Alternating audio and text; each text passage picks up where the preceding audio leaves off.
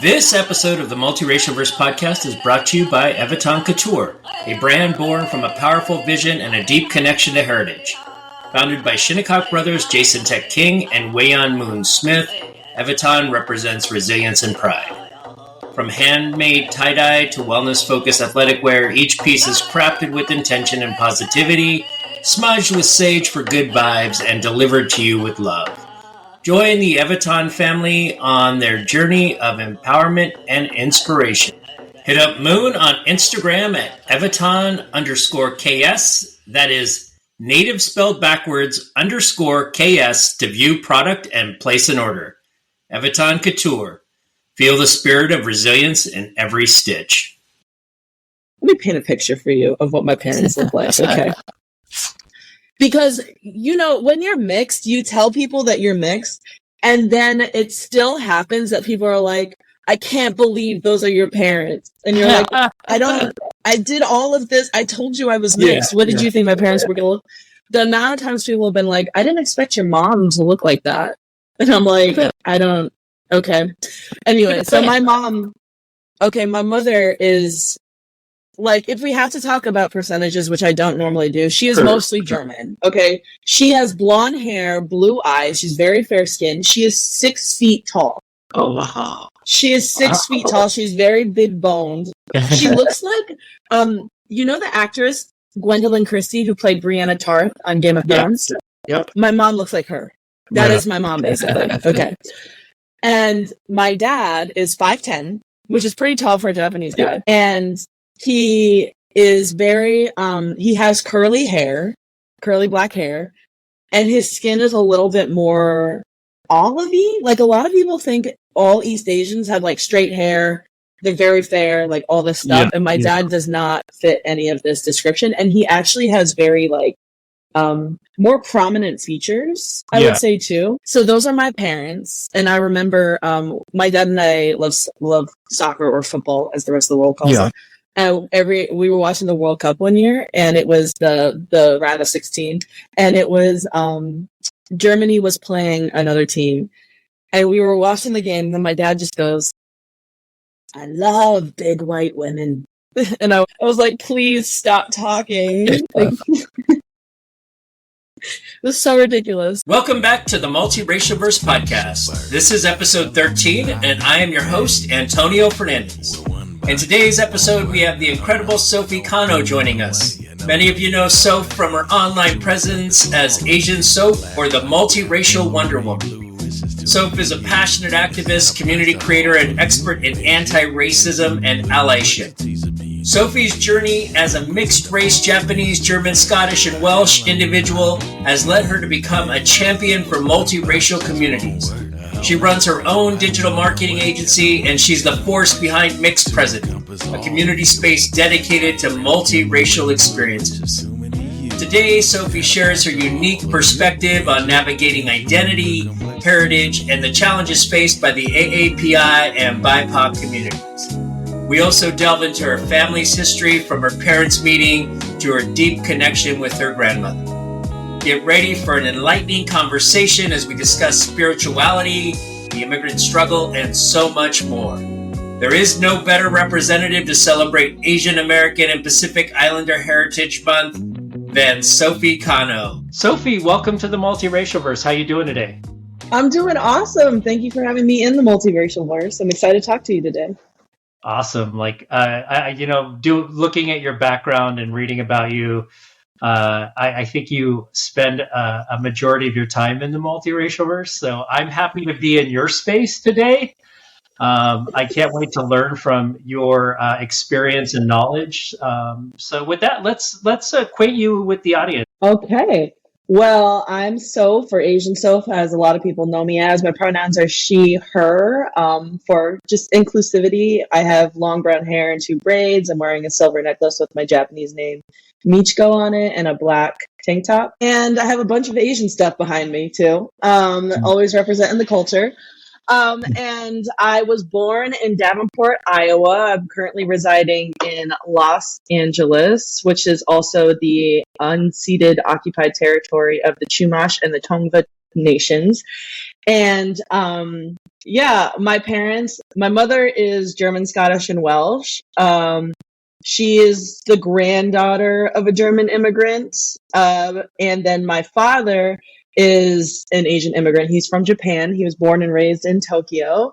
And his family has roots in Tokyo and Fukushima, Japan. And I grew up primarily on the East Coast in New England, in Providence, Rhode Island. I'm happy now that there's no snow out here. Now, you were born in Iowa and ended up in Providence. What did that look like? Was it something that, did your parents meet? Obviously, did they met in Iowa, right? No, my mom was teaching English in Japan. Oh, wow. Okay. But my father, even though he went to Meiji University, which is a big university in Japan, but he majored in English. Okay. But he will tell you he didn't know English until he moved to America, but he was not my mother's English student, if that makes sense. Okay. He's friends with my Auntie Toshe, and my Auntie Toshe taught English with my mom. And did matchmaking with them and had to go on a bunch of their dates with them because my mom's Japanese wasn't good enough and my dad did not speak English. And then they would often have misunderstandings and get into fights. And so she would she drunkenly told me this story about how she would have to get a call and then have to translate what was actually being said and what was actually meant to. And she was like, it was a lot. Your parents were a lot. And I was like, that sounds like a lot. So anyway, awesome.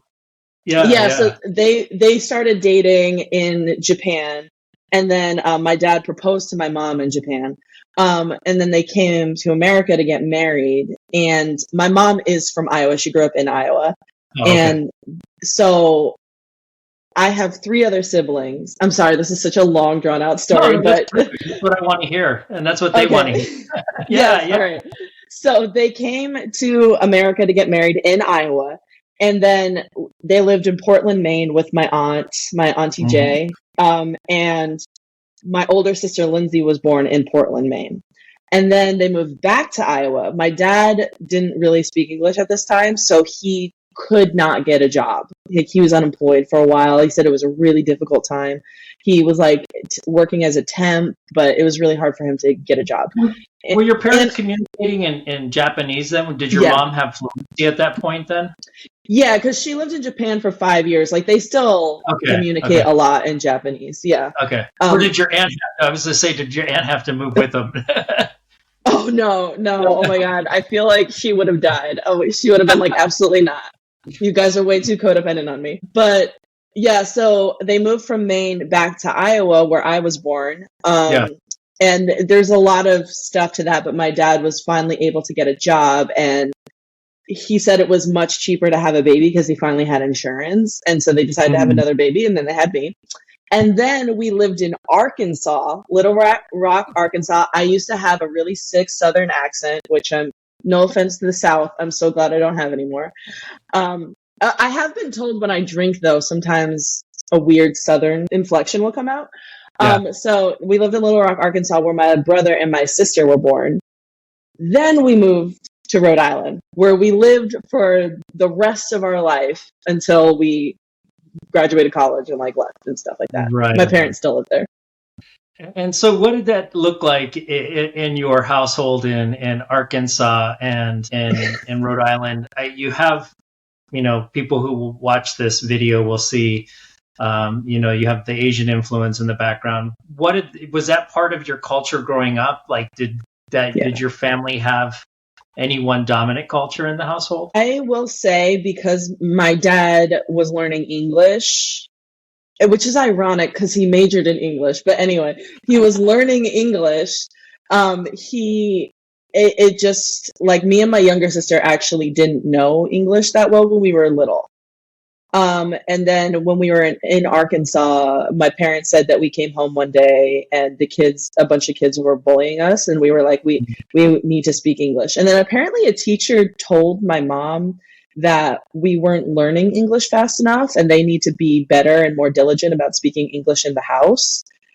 And then apparently my mother pulled us out of that school and moved us into another school after that. But my dad did share a lot of stories about them trying to find a school like where we should live and stuff like that. And because it wasn't in the area, it wasn't common to see a lot of interracial couples. And especially like my mom, let me paint a picture for you of what my parents look like. Okay. Because, you know, when you're mixed, you tell people that you're mixed, and then it still happens that people are like, I can't believe those are your parents. And you're like, I did all of this. I told you I was mixed. What did you think my parents were going to look? The amount of times people have been like, I didn't expect your mom to look like that. And I'm like, okay.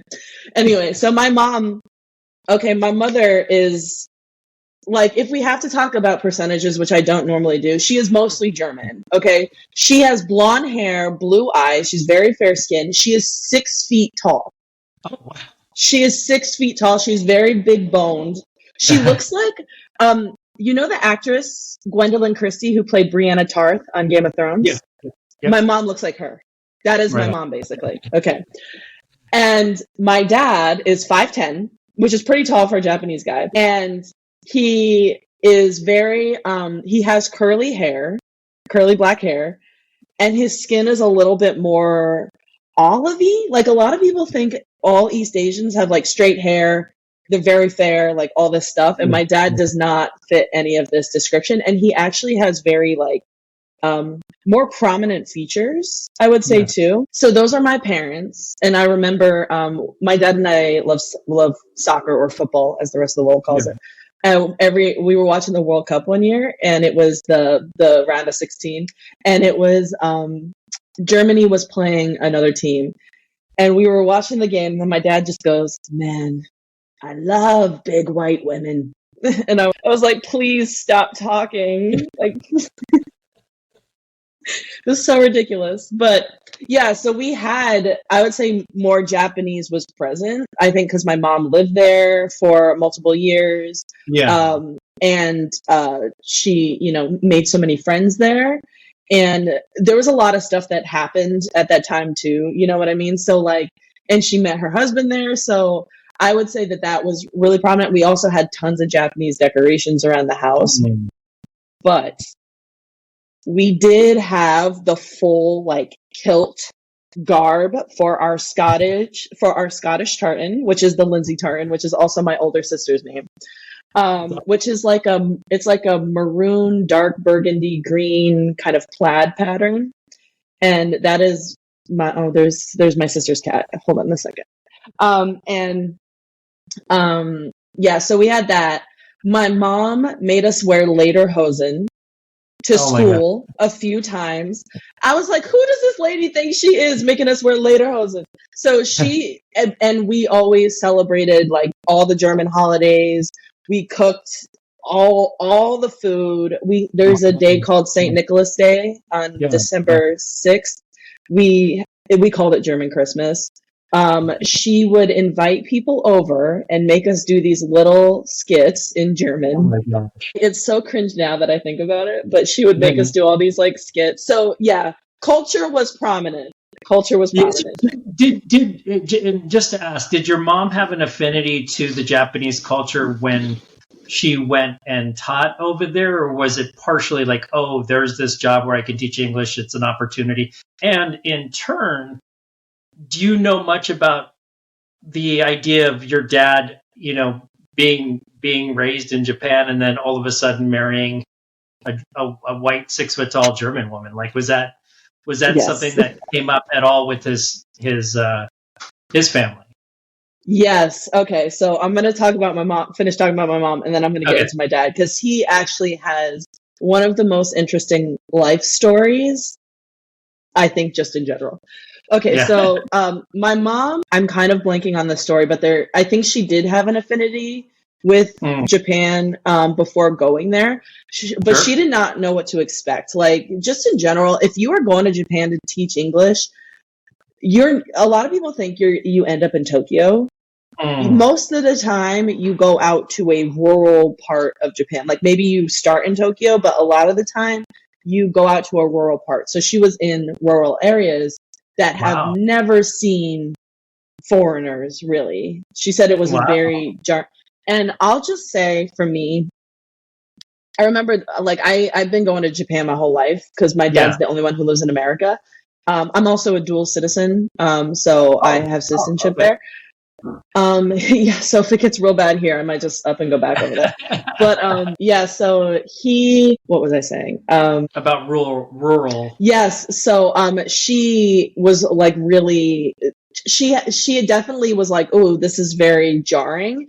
And then she was teaching English in a place called Niigata, which is, it's not big city. It's like, it's really pretty there. It's beaches and stuff like that. And she actually got hit by a motorcycle and just broke like a bunch, like everything was like broken on the left side of her body. And so she's like never been the same since then. And my dad, I guess, happened to be in Hawaii at the time on vacation. And I don't think her family came and like to see her. And she was in rehab, like there was a lot that happened. And so she was teaching English at a church out there, which apparently I think the old ladies at the church said Yoko Ono used to go there. Oh, wow. In her tight American jeans and flirt with all the like the teenage boys. Please, that could be alleged. I don't know. Yeah. Don't take my word for it. No. But yeah, so that happened in Japan. So there was other stuff, but when my mom started dating my dad did not care at all. Like he said his friends would ask him all the time, you know, don't you think it's weird that she's taller than you or she's like bigger than you? And I remember my auntie Toshi and my mom would stay with her a lot, and my mom has short blonde hair, so she would, I'm sorry, Gunther wants to be in the interview as well. And they thought my mom was a man. And so there was a lot of that. So there was things like that happening. Yeah. You know, and so I think that was like difficult in terms of her experience. But when they finally, and my dad's dad, my Oji-chan, said, like, he was like, aren't you a little self-conscious that she's taller than you and she's bigger than you and, you know, all this stuff? But he was like, no, I don't. This is why I think my dad is much more like, he's so open-minded. He grew up as a coda, which is a child of deaf adults. His parents were both deaf and mute. Right. Okay. Yeah. Yes. So, which is hilarious because people would always ask me, oh, you know, how do you talk to your grandma then? And I'm like, sign language. Like, how does anyone talk to deaf people? But it's also very true. Yeah, it's also very true that people can grow up in families that just don't try. And that very much does happen a lot of the time. Or they make someone be like your levels of hearing can be different, and they make somebody be they make somebody be verbal when they can't hear. And some people might only be a little bit hard of hearing and they're not verbal. So it really depends on the circumstances that you're raised in. And my dad said he like people would talk to him in Japanese and he would just sign back. Oh. So then he started having to go stay with his family, help on his uncle's peach farm in Fukushima. And it just because they were like, oh, he needs to go to school, like he needs to be a quote unquote normal child. And it really actually, like, learning more about his story really opened my eyes about, this is why I care a lot about inclusivity, because I spent a lot of time learning about because I'm a hearing person. Sure. So learning about the deaf community, and also just learning, there's so much nuance that people don't really seem to understand. Like, I think, unfortunately, my grandmother just passed and my grandfather passed a few years ago as well. But I think a lot of people believe deaf or mute people or hard of hearing people, like they're not, like they don't have personality, or they're just passive people in life. Yes. And it's so just not true. Like, my grandmother was hilarious. She was extremely witty. She constantly was talking shit. She was queen of the side eye. And I'm so sorry, give me 1 second, Gunther. She was queen of the side eye. And she was hilarious. And she would always be like, I remember once we were sitting on the train, and it's really like she just thinks because nobody, like, people don't understand sign language, she can say whatever she wants, which is so funny because I think also people don't expect Japanese people to be like this because it tends to be more of a considerate culture. Yeah. But she saw this lady with a walker, and she was like, "You see this lady over here with a walker? Look at how healthy I am. I'm 88. Look at how healthy I am." Like, she was going on and on. I was like, you need to chill. Like, you really need to chill. I was like, one day someone's going to catch you and you're not going to know what to do. But also something about the deaf community is a lot of times you have home signs. So you don't always do the official sign language. And so I actually, because like, I think because my dad was a coda, he didn't really think much about it because it was his entire upbringing. But because I'm not a coda, I had to learn about this, like what makes sense. And, you know, people get really caught up in the sign. And really what actually matters more is your facial expression and your body language, because in sign, you cannot communicate tone of voice. And so I used to really, like, when I was younger, like I would stare at her hands and I would just like focus. And I think that it was really hard for her to tell if I wanted to be in the conversation or not because I wasn't expressing.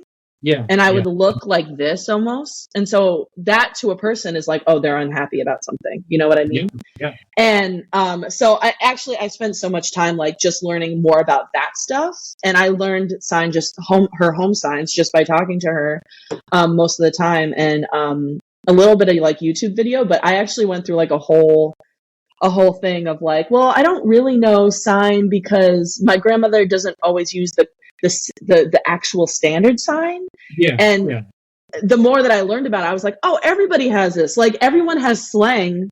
Deaf people do. Like, that community has their own slang as well too. And it was like, it's been such a cool journey. And she actually passed recently, and so I've been, you know, going through the grieving process. But I also like sorry to hear that too. My condolences.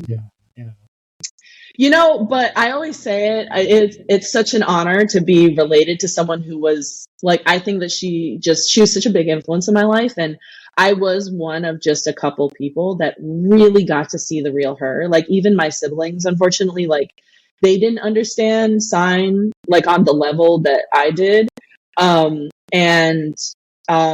I don't think it's that they didn't have an interest. I think they just, sometimes you're unaware. Like, all that stuff I told you, I had to learn. Like, it's not common knowledge about how, like, communities, like people with disabilities, like, live their lives. And so we just have these stereotypes about them and stuff like that. So it was really like, I definitely, you know, I have been grieving, but also just, it was really cool to kind of have the experiences that I did with her. Plus I got to see her right before over the summer. So, but anyway, my dad would say growing up, that he would have to, like, they had no translators when he was growing up. So he would have to go to the bank with them when he was like 8. He would have to be in all of his parent teacher conferences to translate. He like, something that he did share, which he, like, his parents would, like, if they lent money to a relative, they would send my dad as a 10-year-old to go get the money back. And it's just a lot of stuff that he had to grow up really, really fast. And he definitely, we talk about it now because he started going to therapy, but he said that he didn't realize like how difficult it was. And I think that in and of itself is its own, you know, experience. But so he already was a different person. You know what I mean? Like, I met a bunch of his classmates that like get together and hang out a few years ago. And they were like, no, we always thought your dad was so nice. And we loved that he had curly hair and like, he was just always really nice. And I was like, he said that he thought he was a strange person, like he was weird. And I think he was just really self-conscious about being different, because nobody had an experience like him that he knew. And they were like, no, he was just really sweet. And I think because of the way he grew up, he was just so much more open-minded. And unfortunately in Japan, there is more of a propensity to be a little bit more closed-minded, I think. So yeah. Hold on. You said so unfortunately in Japan? Yeah, there is more of a propensity to be more closed-minded, I would say. Like, even if you go there, it's changed in the last few years even, but it's a lot of, there's not really diversity. Like, it's a lot of Japanese people. Yeah. So even my siblings and I would stand out. Like here, I feel like I'm so confident in my identity here. Going to Japan, I had to relearn how to be confident in Japan. And it took me a very long time. So let's take a step back to what did that confidence in your identity or the evolution of self-identity look like throughout, grade school, teenage years, into young adulthood? You know what? This is like further proof that race is such a construct, because I don't really think of myself in terms of race, obviously, when I was younger. It wasn't until like I would just be like, oh, I'm Japanese or whatever, and my mom is German or whatever, you know what I mean? And I just thought of myself in terms of that because of just the cultural stuff that was going on. And it's like that obviously, makes sense. When I got to middle school, I realized I would just say that I'm Japanese because nobody is looking at me and going, that is a white woman. You know what I mean? Like I'm not white presenting. I definitely look much more. Yeah, but people would ask me, they're like, that's when I started getting those questions a lot. Because, you're coming into yourself, puberty, all the things. And people are like, what are you? What are you?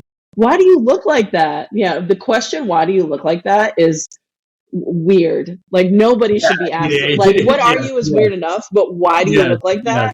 Yes. And it was really where people started being, I'd be like, I'm Japanese. Because it was just the easiest, and they would be like, oh, and there was no other really Japanese people around. There was a lot of Chinese, Filipino, Hmong, like other Asian ethnicities, but not Japanese. So people were like, oh, I'll take your word for it. You know what I mean? Yeah.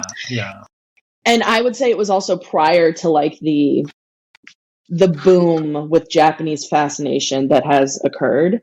So people were like, yeah, okay, cool. Like, she is the ambassador to Japan officially. But people would also say, but you know what? You look Hawaiian. I also have curly hair. So they're like, you look Hawaiian. And a lot of times it's actually really funny that people will be like, oh, so you get your curly hair from your mom. And I'm like, no, I definitely get it from my dad because he has curly hair. Yeah, and they're like, wait, Asians don't have curly hair. And I'm like, you'd be surprised. They do. It's just stereotypes. You know what I mean? Yeah. That's why I love talking about this, because it's like smashed every single generalization stereotype I think I've had about multiracial, multicultural people. So, including the fact that, you were raised, it sounds like your dad also spoke to you in Japanese in the house. Now, do you speak Japanese fluently now? Did you speak it growing up too, or was it that point where they said no more when you moved schools, or did that new school have a place where you could continue speaking Japanese? No. So great question. I am actually the only child in my family that I think I just have a natural propensity for language, because my mom is also multilingual. She speaks like 7 or 8 languages. So whatever that gene is, I have that. And so I just didn't forget a lot of stuff, because me and my sister didn't speak English when we were younger, my older sister. My younger siblings, though, by the time that they were born, my brother's 2 years younger than me, my little sister is 4 years younger than me. By the time they were born, the house had officially had to be in English, also because my dad wanted to practice. Yeah. Because he was so traumatized from not being able to get a job. And then also, I didn't know this. I learned about this recently. I think, as you get older, your family story, I know I was telling you this beforehand, but your family story is, and your identity is always in draft. And because you learn so much more. And I learned from my aunt in my most recent trip to Japan. She was like, no, like there was a long time, like your dad just absolutely could not talk about Japan. And he was sad every time. And I think this was right when he lived in America. Yeah. Okay. Yeah. Oh, I left this part of the story out. Okay, so when my dad and my mom got married, there was a huge influx in Iowa of people from Laos that had come over. Oh, wow. Okay. Workers. Okay. Yeah. And so in that area, people were like, "Oh, these Asians are coming in here and taking all the jobs." You know what I mean? Like that was happening. Yeah.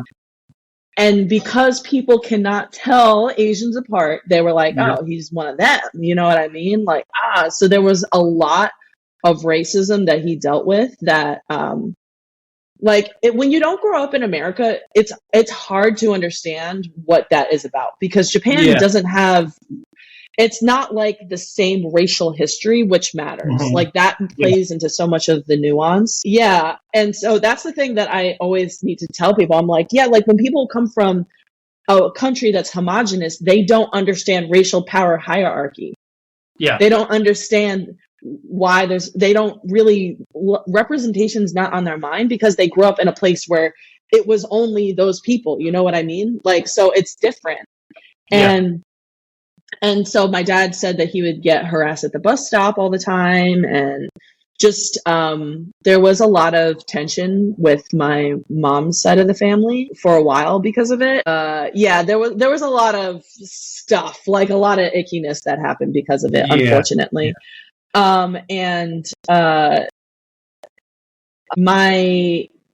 My dad said that, sorry, my ADHD, I lost my train of thought. Okay, so that was going on at the time. And then, sorry, what was I saying before then? I think we were talking about you learning languages, and then, yes, sorry. And so I learned that my auntie Toshe said, she was like, your dad would just like, he could not talk about Japan. Like he just he said he was so sad. He missed his parents. It's a lot.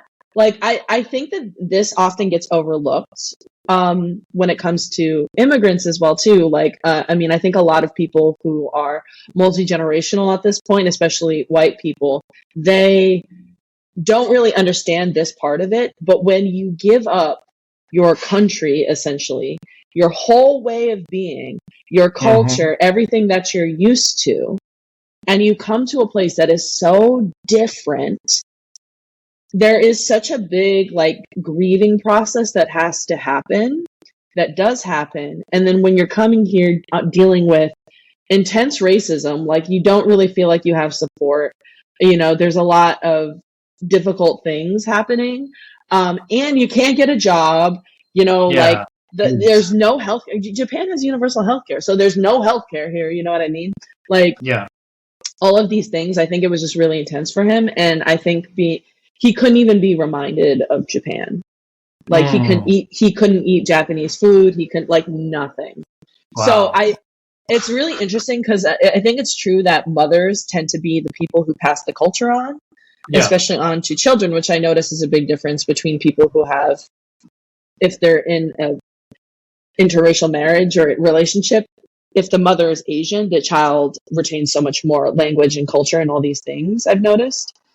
And when the father is Asian, it is totally different. So, I think I was fortunate that my mother lived there and she tried her best.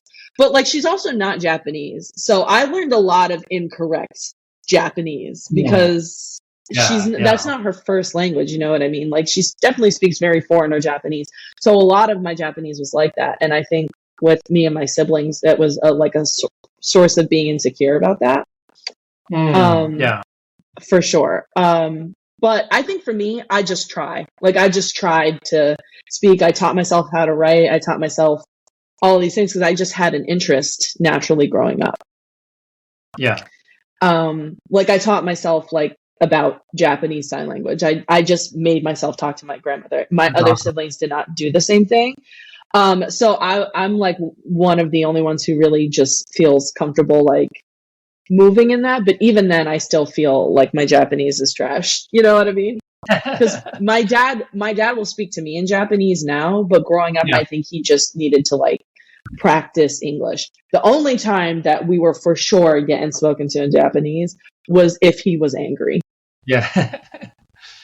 Or if he really needed people did not know what he was saying. Like he would tell me this one time in the bank, he was telling me this whole crazy story about something that happened with my mom and his family and all this stuff. And he was just like telling me the story, but he told me it straight up in Japanese. And like, it was, I was a little bit older at the time. And this was like a really big, actually, marking point for me, because at that point I realized he respected my linguistic skills enough to do that, because he doesn't really, and if he wants to talk shit about my siblings to me in Japanese, it's kind of funny, actually. Yeah. So what other things kind of did happened in the household culturally on your way to becoming an adult around, dating or any other events or ceremonies? Were there anything else that you can remember growing up, or even like career wise? Was there any cultural expectations of schooling or a particular career? Or honestly, just typical immigrant. Go to college, get a useful degree, like whatever. So I majored in international business. And if you couldn't get a scholarship, yeah, you had to, whatever he wasn't paying to, like, for you to go live on campus.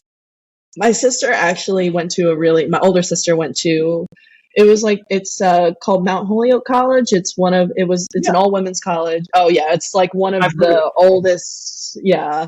It's a very, like, it's a private college. It's very uppity, like lots of endowment and all this stuff, legacy. Like when women weren't allowed to go to like Harvard, they could go to Mount Holyoke, Right. So, yeah, that was cool. But she even got like 2/3 of a scholarship, like 2/3 of everything covered. Like she lived there and stuff and everything, which was cool. And then I got a scholarship and commuted to a local public college. It was Rhode Island College. That's where Viola Davis went to. Yeah. But I did my 4 years and I was out. I'm definitely the type of person. Chapters of my life are like 3.5 years. And then I notice I'm like, all right, next thing. Next thing. Yeah.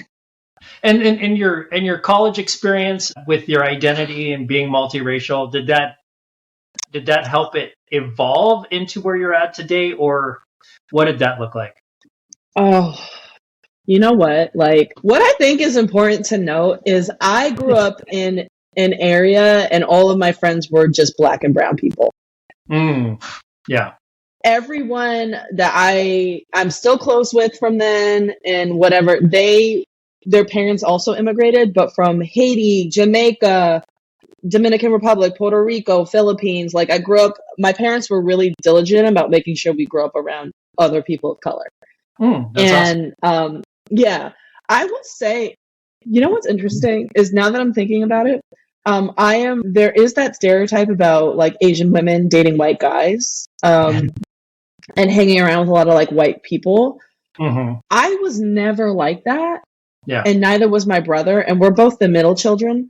But my little sister, I would say, was like that. And my older sister, I would say, is like that too, which I think is just an interesting dynamic. Yeah. But my older sister kind of grew out of that because we're only 13 months apart. So we had a lot of the same friends. And so she kind of grew out of that. But yeah, that's so funny. But yeah, like, so we grew up around a lot of Black and brown people. Like, my parents did not have, I know everyone's like, I grew up poor. Well, my parents did not have money. Okay. And we, like, even now it's a little bit like, I'm like, you don't have 4 kids in the house. Like, what is the issue now? You know what I mean?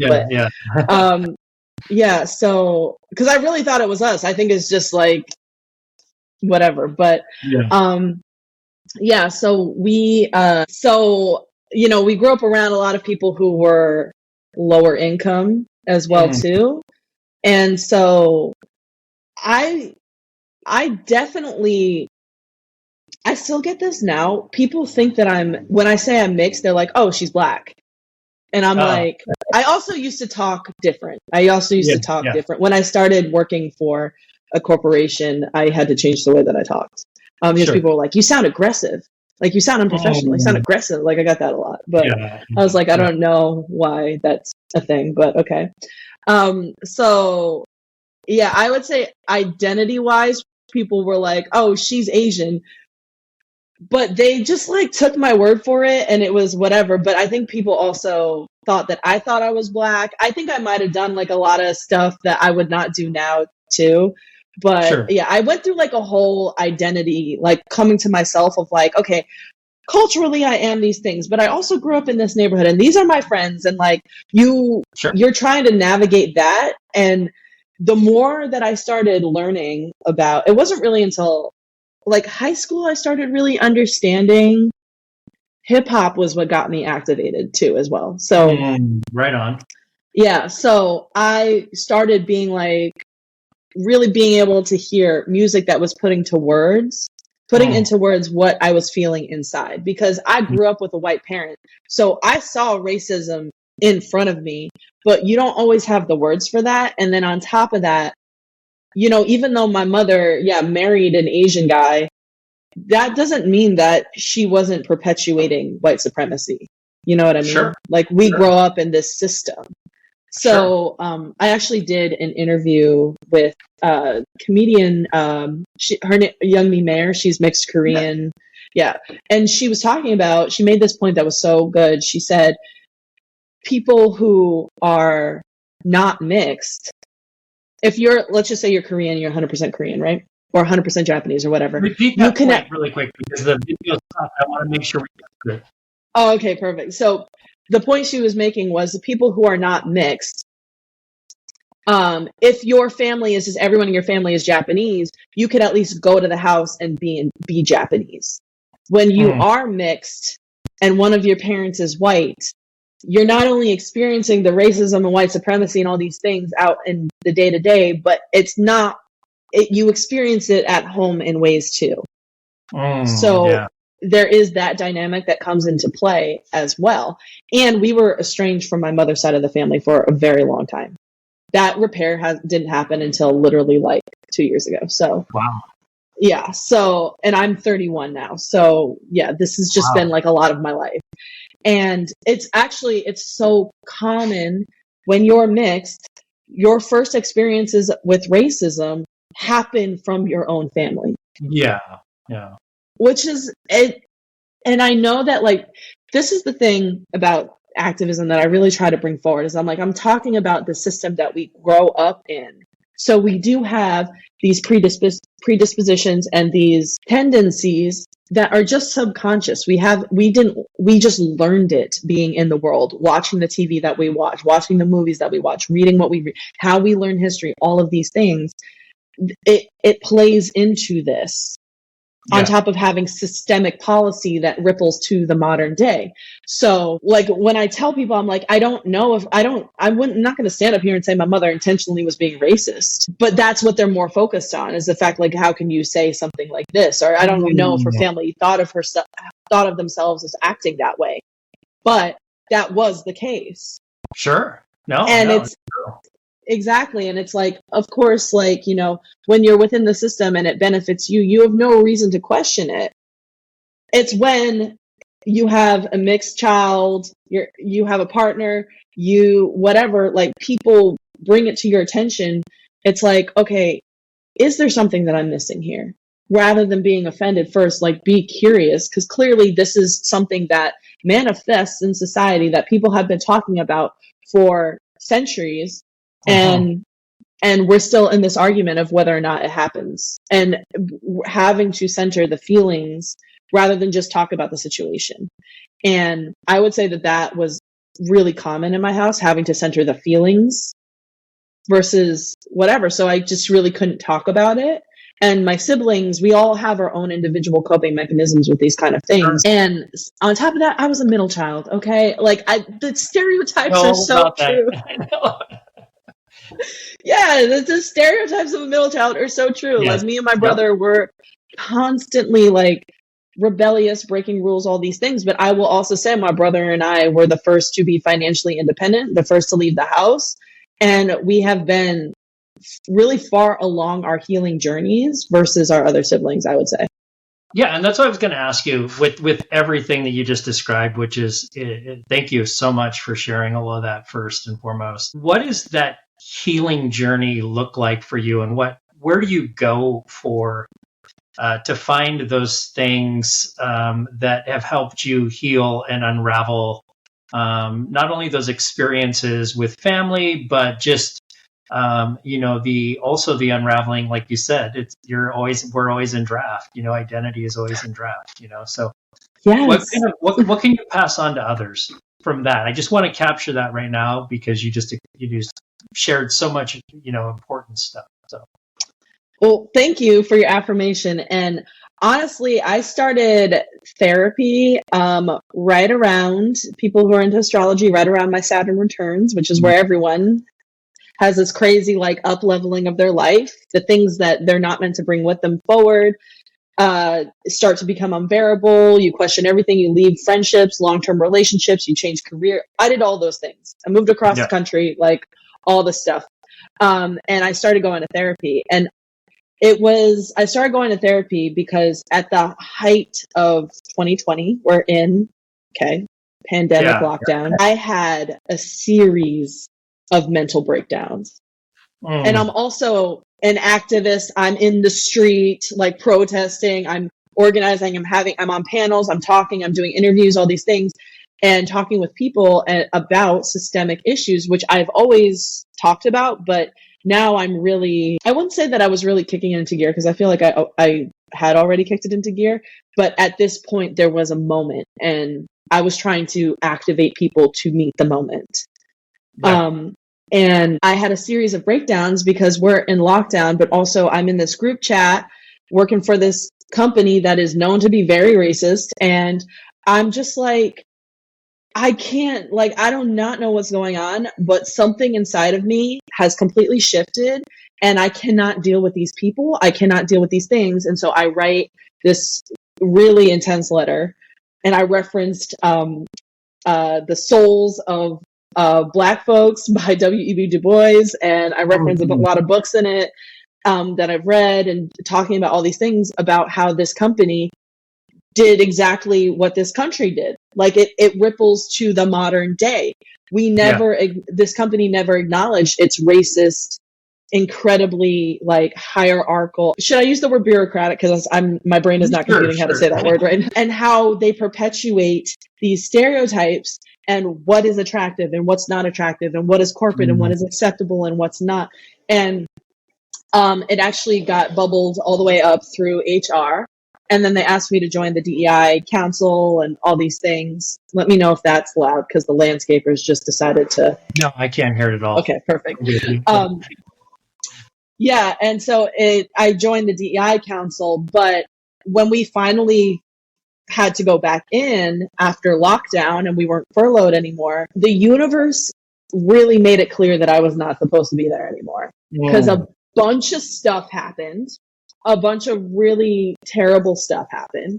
And then 2 days after the Atlanta spa shooting, I had started therapy at this point, but 2 days after the Atlanta spa shooting, I got a call from HR and they were like, someone is saying that you are racist against white people. Oh, wow. Wow. And not only is that not a real thing, but also I was like, all right, this is the thing, the universe. I absolutely believe the universe, when you do not pay attention to the signs and the red flags where you're being directed onto a different path or something like that, it sends you a situation that you cannot come back from. And this was my final straw. I was already distraught. I was on a number of panels to talk about just because this was the final straw for so many people in the Asian American community because of all the hate crimes, the fact that we were being blamed for COVID. My father was harassed during COVID as well, too. He had an incident. There was just so much happening. And my sister had been harassed at work, too. And my little sister, let me just say, mixed people don't all look the same. I look a little bit more ambiguous. I would say me, my brother, and my older sister do. My little sister looks very Asian. She is I'm 5'8", my brother's 6'3", my older sister is 5'8". She is 5'3". She has a monolid. She just looks very Asian and she's very petite. She doesn't look super mixed, but I hate to say that because mixed people don't look one way. Sure. But So she has a very different experience from me and my other siblings a lot of the time because she's smaller. A lot of times people talk to her like she's stupid. They assume she doesn't know English a lot of the time. Wow. And all these different things. So she was being harassed at work as well too. There was so much happening. And I was also in the streets. I was also working on all this stuff. You know what I mean?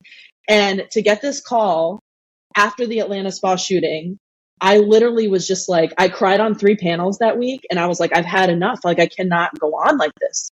This is not all right. And now I have to be up here first thing in the morning, defending myself on the phone, talking about this is a load of bullshit, because it was, and it still is. And they still had to write me up, but they made it like, do you hear that? Yeah, that's fine. Okay. Barely. Yeah. Okay. Sorry. They made it like I had to agree that it was in no way related to race and all these different, and I was like, this is just some HR bullshit that's happening because, you know, HR is not for the people, it's for the company and for legal reasons only. And I'll stand by that statement forever. Sure. But yeah, it was really like my breaking point. But I had been in therapy and my therapist had been like trying to, like, you know, therapists aren't really supposed to tell you what to do. They don't. But she had been like guiding me. And I just hit a point on my own where I was like, I have to leave this place. I cannot stay here. It's not good for my health. And that was really the start of me realizing how much internal anger I had. And just to go back really quick to the previous story that I talked about, like being activated by hip hop. I think this is like so much of my identity. And like, I think I just had a natural navigation to be around other people that I felt like could relate to me. Sure. And they tended to be more Black and brown people and other Asians. And I will say, when I say other Asians, it was like Filipino, like Vietnamese, Laos, Hmong, like those kind of Asians. I think in navigating my identity, I was trying to bring all these pieces together because, I might be German, Japanese, Scottish, and Welsh, but I'm also an American person in America, which is, people act like they do this a lot with Asian American teenagers and stuff like that on TV as well too. Like they forget, like, we're teenagers in America. Like we grew up in America. So we're not the same as people who grew up in another country. Yes.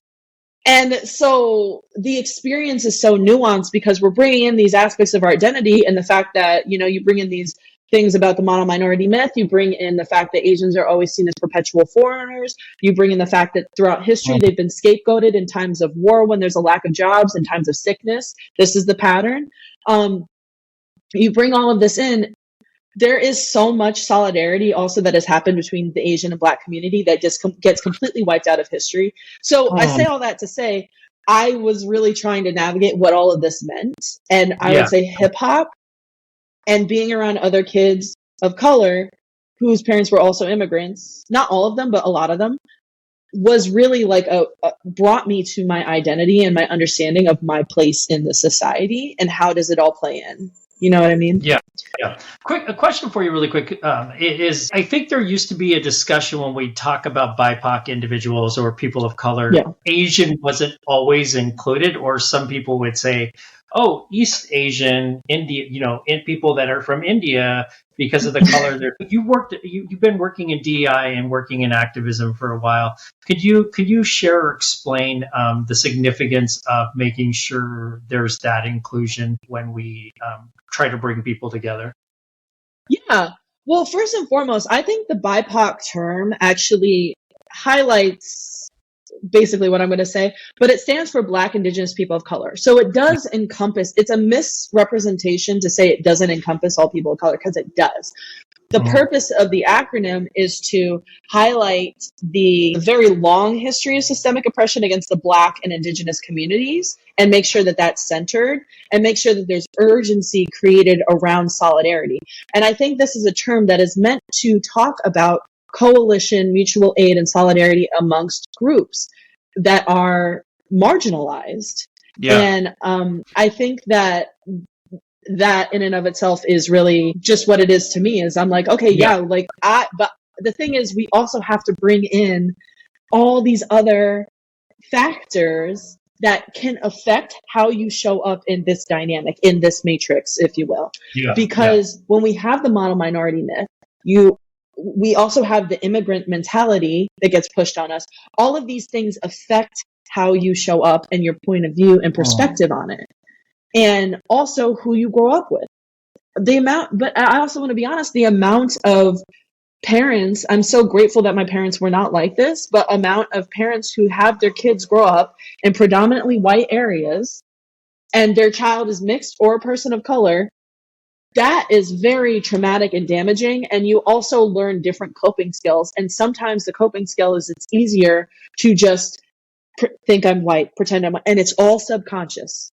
Yeah. And it's hard for me to get mad at people because it is the environment in which we grow up in. Yeah. Yeah, for sure. And so I definitely think like when it comes to East Asians do tend to get centered more. And I'll say, Korean, Chinese, Japanese, like they do tend to get centered a lot more. Yeah. But I definitely think us as an AAPI community need to, it's all going to go back to solidarity. We need to big everybody up. We need to put people who are not in the room, we need to advocate for them. And we need to talk about these different things. Like I didn't have to talk about like what I learned about the deaf community, but it is something I learned that I think is really important for people to understand. Because it's not always considered. And I think us showing up and thinking about the people who are not present is so, so important. And when we talk about DEI, which I could get into a whole thing as to why I think the current state of DEI is what it is, it's because we need an abolitionist perspective, not reformation. Just like with policing and the justice system and all different things, you cannot have DEI be effective in the same systemic container that it's in. And that's what they want you to do, because they don't want to force people to learn about this. And why do I have to learn about microaggressions? And why do I have to do that? Why do I have to feel bad for being white? Like, please, dear God, if I have to hear people say that anymore, I'm just like, that's not what the point is. If we could consider other people more, the fact that this country is so individualistic, and I will say like big ups to Japan because it's a collectivist country. Yeah. It's so individualistic and just about me, which is such a result of capitalism. And just also it's a trauma response to being in a society that has lied to us from inception. What's the first lie you ever heard? Liberty and justice for all. Like that is not true. Yeah.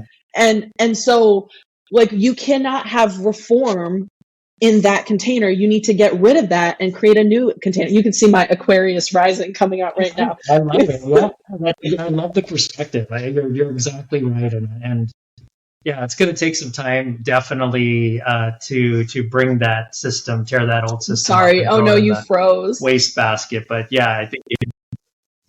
Oh no, yeah. I was just going to say you hit it right on the head with the idea of like recreating something within. It's like the insanity quote of doing the same thing over and over again and expecting different results. So exactly. I want to talk.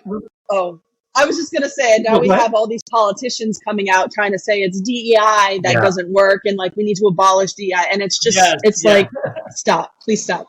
But I do want to say, just to finish your healing question, I did start therapy, but I have since also gotten a lot more into shadow work, and I'm reading the book Becoming Supernatural by Joe Dispenza.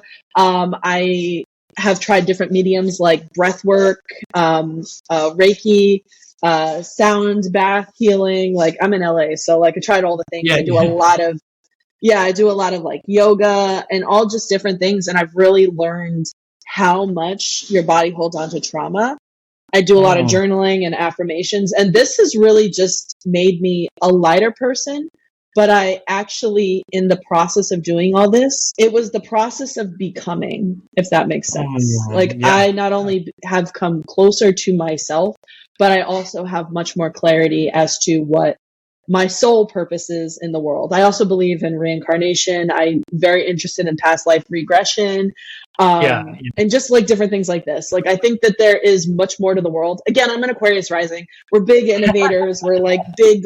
The world could be different. And I think we're now in the age of Aquarius with Pluto transition to Aquarius, and also where the placements of the North Node and the South Node are and where they're going to continue to be. We're going to see the downfall of celebrity, which we're already seeing. The situation that's going on with Israel, Palestine, that is not happening by coincidence. This is all in alignment. Yeah. And I don't want to like minimize that, because that is a very big issue. If you go on my page, I'm advocating. But we're seeing situations that have been happening for a long time. Finally, people are like, absolutely not. And I'm unfollowing. I don't care about this person anymore because your values do not align with me. And I think when we're leaving the days where it's just about aesthetic and like this, and do you live the life I think I want to live? And it's going to be much more about values. And I think people really need to tap into themselves, because you cannot fake your values. You cannot. And that's what we're seeing. You know what I mean? Awesome. That's beautiful. Thank you so much. Last question is, well, a couple. What organizations are you involved in around multiracial identity, cultural identity, and share those and maybe a little bit about what you're doing with those organizations? Yeah. And you can plug the Instagram and stuff now too. So. Yeah, I mean, Mixedpresent is its own world in and of itself. So I am the person who runs Mixedpresent on Instagram, and I talk a lot about the mixed multiracial experience, but also just the BIPOC experience in general. Very, like I've always talked about systemic injustice and different things like that on there, but really trying to talk about the nuance of the mixed community. And in these last few years, I've been really thinking about what is the next phase of the conversation now, because for a long time it was, oh, stop asking us, what are you? And blah. And like that stuff is relevant. It's so relevant. But now we need to elevate this conversation and evolve it into something else, which is what I'm working towards at this moment in time. I love that. Yeah. Yeah. And then also talking about just in general being mixed, I think what was the foundation. I'm not saying it's the same for everyone, but my story, the way I grew up, who I grew up with, everything, it laid the foundation for me to really be such an advocate for solidarity and us continuing the solidarity moving forward. And so I try to bring in history. Like I talked about the Day of Remembrance. I talked about the signing of Executive Order 9066, where the Japanese were interned, and how they ended up getting reparations was through mutual aid, coalition, and solidarity, and how we need to honor our communities by continuing to be in solidarity in so many ways. And this is actually why so many Japanese Americans were against a Muslim ban, and also the Muslim ban, the Muslim registry, and therefore reparations for the Blacks. Yeah. Why did I say it like that? For the Black community, my bad. Yeah. They are for reparations for the Black community. And so, so all of these things like come together, and I think we need to think about not just being good descendants. We have to remember that we will be ancestors. We are somebody's ancestor that is coming 5, 6, 7 generations away from us, and we need to do our due diligence for them. And what happens when you're in capitalism and you're in such an individualistic society, you don't care about that. And we're seeing that. And I would like us to come. I'm such an advocate for people doing the healing work and coming into themselves and aligning with their soul purpose, because we all come here for a purpose, Yes. And I think that that's so, so important. So Mixedpresent is kind of rooted in those foundations. I'm also a board member on MASC, Multiracial Americans in Southern California. We're an organization that puts on a bunch of different events and panels and different things like that to continue the conversation as well, which is really cool. It's been cool to be on there. I'm still I'm the youngest person that's a board member on there, so I'm also trying to like navigate what that like really means and looks like for me as well too. So definitely still growing in that regard, but definitely a great organization. Check them out, Multiracial Americans on Instagram. And I do a lot of mutual aid and working with other organizations. One of them is the Blasian March, founded by my friend Rohan Jolie. They are just amazing. They're also mixed and mixed Asian media, just so many different organizations that I'm so glad to be connected with so many people, and now to be connected with you. But really, you connected with the UCLA Mixed Student Union at all? I am honestly connected with a lot through the Mixedpresent community, like all different mixed student unions, but I've not done like a formal interview or anything for them. Yeah, they probably love you as a speaker. You know, I tell you, I interviewed hit one me of up. Yeah, hit her up. Last question: what is your recipe for world peace? Solidarity. No, actually, no. I would say 50% solidarity, 50% inner work. Learn who you are authentically and ask yourself if you like yourself. You have to know who you are before you can make a difference. Before you can really, you know what I mean? Like the values of who you are really matter. And that is how you come into alignment with how you show up in all of this. Do that work. You can do it at the same time. Absolutely. It's not like one or the other, but you have to do that work. And I encourage people to do that work. And also just a tip, if you are looking for a therapist or someone to help you with any sort of work you do, you don't have to stick with one person. If you don't like the vibes come off, find somebody else. Because I think it is important to invest in you, because we live in a world where trauma is inflicted on us so much, like our cortisol levels are so high, and that just takes it out on your body. And so I really encourage people to do that inner work and come to themselves. That way you know how to show up, and you actually will care about people so much more because you care about yourself. Where can people find you online? You can find me at Mixedpresent. I'm also Asian Soph, Asian_Soph on TikTok and Instagram as well too. And you can reach out and ask me anything you like, share whatever you like. I respond to literally everything. I was on a little bit of a hiatus after 2021 because I was a little bit like burnt. I was so burnt out, but she's come back. She's come back. Thank you so much, Sophie. I really, really appreciate it. And I'm sure we could probably knock out another hour. And maybe we will in the near future. We can figure out something to talk about or, have a panel. I mean, I'm sure we could figure out something to talk about. So thank you so much for your time today. Thank you so much for having me. It's been great talking to you. Have a great day. Okay, bye.